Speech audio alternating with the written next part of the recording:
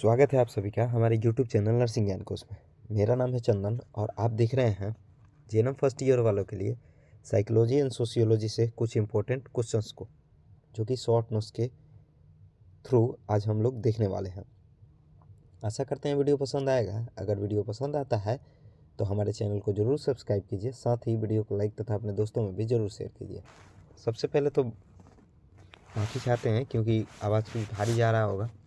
उसका कारण ये है कि अभी मौसम चेंजिंग की वजह से कुछ प्रॉब्लम आ रही है, ठीक है। यानी हमारा जो स्वास्थ्य है वो अभी अच्छा नहीं है, लेकिन इसी बीच वीडियो भी रिकॉर्ड करना ज़रूरी है, ठीक है, क्योंकि बहुत जल्द ही जो है एग्ज़ाम होने वाले हैं, खासकर एमपी में और बिहार में, ठीक है। साथ ही सप्लीमेंट्री वाले जो हैं वो यूपी में भी होंगे, ठीक है। आशा करते हैं वीडियो पसंद आएगा। तो चलिए बढ़ते हैं आज के पहले क्वेश्चन की तरफ। आज का जो पहला क्वेश्चन है वो है ग्रामीण समुदाय की मुख्य स्वास्थ्य समस्याएं। यानी भारत में ऐसी क्या क्या स्वास्थ्य समस्याएं हैं जो आज भी रूरल कम्युनिटी को डिस्टर्ब कर रही है, या फिर रूरल जो कम्युनिटी है उसमें मेजर ये हेल्थ प्रॉब्लम बनी हुई है, ठीक है। तो पहला हो गया कुपोषण, ठीक है, क्योंकि बेरोजगारी या फिर अपर्याप्त या असंतुलित मात्रा में भोजन के प्राप्ति के कारण ये होता है, ठीक है। कुपोषण का सबसे बड़ा जो कारक है वो है जनसंख्या, साथ ही बेरोजगारी, ठीक है। गांव में आमतौर पे कृषि प्राधानिकता होती है, इस वजह से उनका जो रोजगार है वो कृषि पर ही पूरी तरह से निर्भर होता है, ठीक है। तो आमतौर पे जो है वो 12 मास जो है कृषि पे निर्भरता जो होते हैं वो अच्छा नहीं होता है, ठीक है।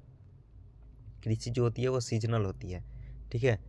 और बाद बाकी कृषि के अलावा अगर किसी के पास कृषि योग्य भूमि नहीं है तो उन लोगों के पास खासा बेरोजगारी की समस्या उत्पन्न होती है। बहुत बड़ा कारण है कुपोषण, जिसमें कुपोषण के कारण बहुत सारी जो बीमारियां हैं वो उत्पन्न होती हैं, जैसे बेरी हो गया, रतौंधी हो गया, क्षय रोग हो गया।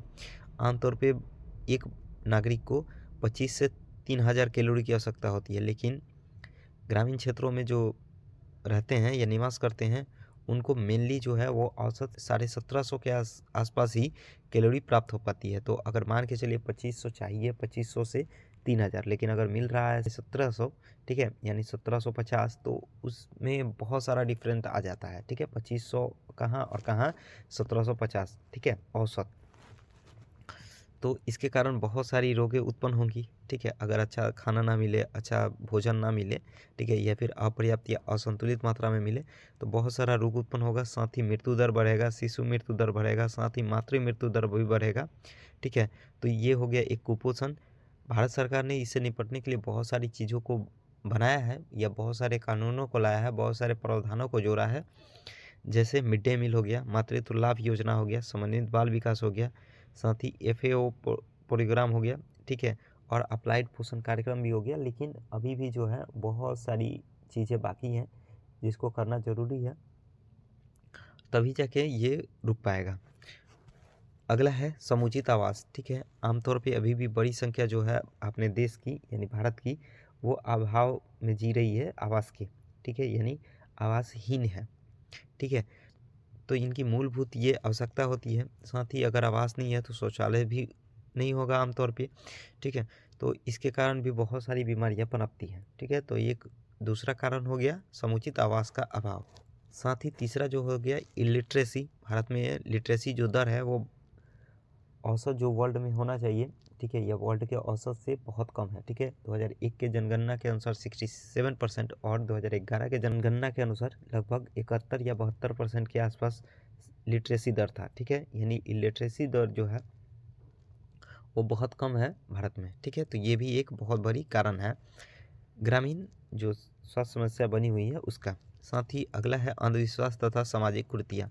आमतौर पे जो अंधविश्वास तथा कुरीतियाँ हैं वो गांव में बहुत ज़्यादा पाई जाती हैं, ठीक है, शहर की अपेक्षा, जिनमें लोग जो है वो अवैज्ञानिक तरीके से झाड़ फूँक, तंत्र मंत्र आदि से इलाज करवाते हैं, तथा अगर कोई भी स्वास्थ्य समस्या हो तो उसे ईश्वरीय प्रकोप मानते हैं, ठीक है। और उसका समुचित इलाज ना मिल पाने की वजह से बहुत सारी जो है मृत्यु हो जाती है, ठीक है। तो एक और कारण है अंधविश्वास तथा सामाजिक कुरीति।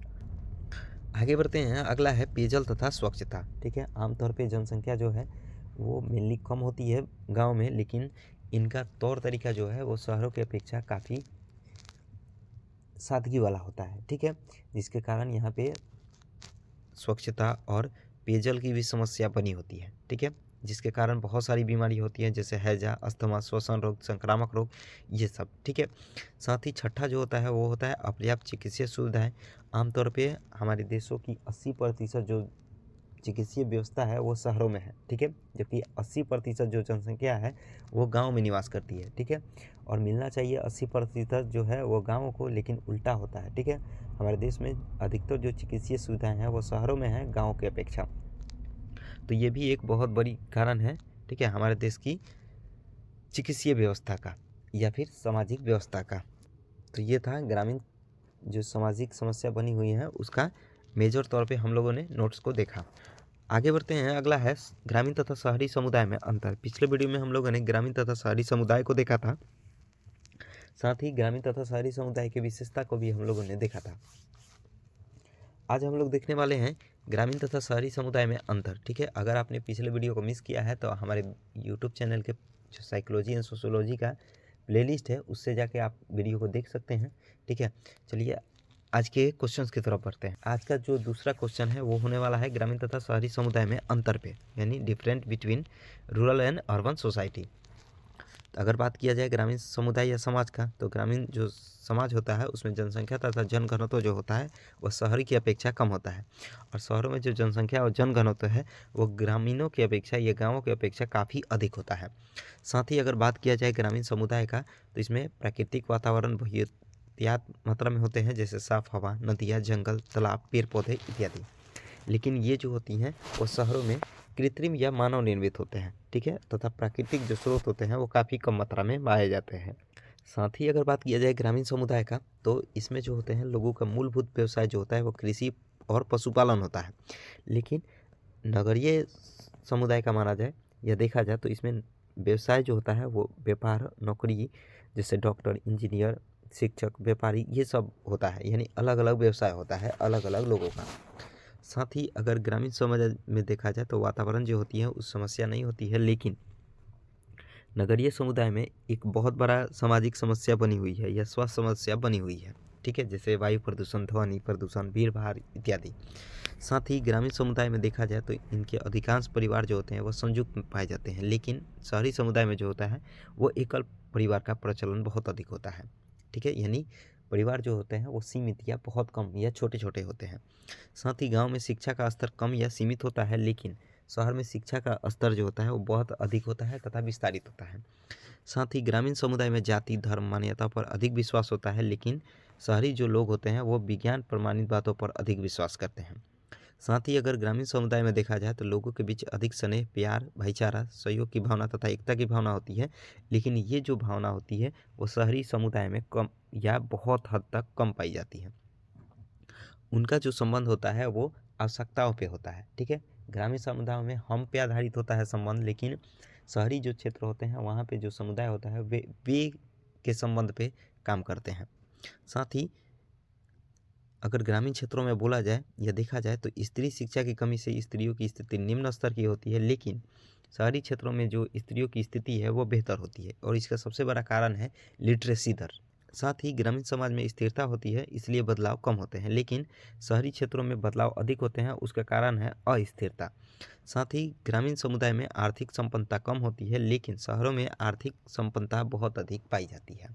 ठीक है, तो ये हो गया शहरी तथा ग्रामीण जो समुदाय होते हैं उसके बीच अंतर।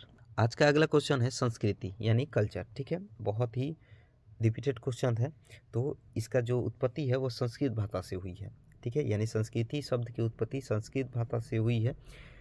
इसका अर्थ होता है विभिन्न संस्कारों द्वारा सामूहिक जीवन के उद्देश्यों की प्राप्ति करना।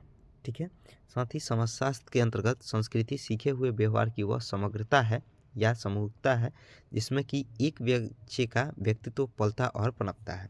ठीक है, अर्थात सोशियोलॉजी के अंतर्गत माने तो संस्कृति सीखे हुए व्यवहार की वह समग्रता है जिसमें कि एक बच्चे का व्यक्तित्व पलता और पनपता है, तो इसी को हम लोग संस्कृति बोलते हैं।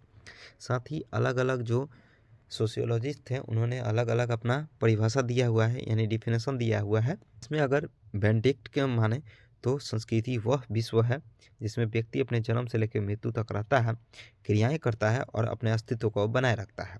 ठीक है, साथ ही अगर टाइलर के अनुसार माने तो संस्कृति वह जटिल समग्रता है जिसमें ज्ञान, विश्वास, कला, कानून, प्रथा, नैतिक आचरण तथा अन्य क्षमताएं व आदतें आती हैं जिन्हें मनुष्य समाज का एक सदस्य होने के नाते अर्जित करता है।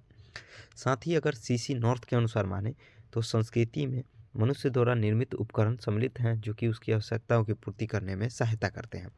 तो ये कुछ हो गए संस्कृति की परिभाषाएं जो कि अलग अलग जो सोशियोलॉजिस्ट थे उन्होंने अपना अपना परिभाषा दिया हुआ है या अपना मत दिया हुआ है। आगे है सामाजिक नियंत्रण। ठीक है, ये भी 2 नंबर के क्वेश्चन में आसानी से पूछता है। तो समाज में संतुलन बना रहे, लोग मूल्य और प्रतिमान हो यानी वैल्यूज एंड नॉर्म्स से विचलित ना हो और समाज को स्थिर करने वाली समस्याएं न उत्पन्न हो, उनके लिए समाज जो कार्य पद्धति अपनाता है उसी को हम लोग सामाजिक नियंत्रण करते हैं। ठीक है, यानी सामाजिक नियंत्रण का मतलब होता है कि समाज में संतुलन बनाए रखने के लिए, ठीक है, जो समाज कार्य पद्धति अपनाता है उसी को हम लोग सामाजिक नियंत्रण बोलते हैं। अब इसके परिभाषा जो है बोला अलग अलग सोशियोलॉजिस्ट हैं उन्होंने अपना अपना दिया है, जिसमें E.A. रॉस के अनुसार माने तो सामाजिक नियंत्रण का अर्थ उन सभी शक्तियों से है जिनके द्वारा समुदाय व्यक्ति को अपने अनुरूप बनाता है। साथ ही लापियर के अनुसार अगर माने तो सामाजिक नियंत्रण अपर्याप्त समाजीकरण का प्रतिकारक आता है। साथ ही हिलर के अनुसार माने तो सबके हित के लिए कुछ नियमन ही सामाजिक नियंत्रण कहलाता है। हो गया कुछ सामाजिक नियंत्रण के परिभाषा। आगे है सामाजिक नियंत्रण की प्रमुख विशेषताएं।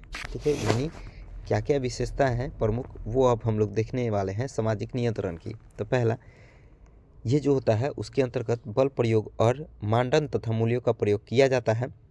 दूसरा, सामाजिक नियंत्रण एक ऐसी सामाजिक प्रक्रिया है जिसका उद्देश्य सामाजिक एकरूपता लाना व सामाजिक विचलन पर अंकुश लगाना है।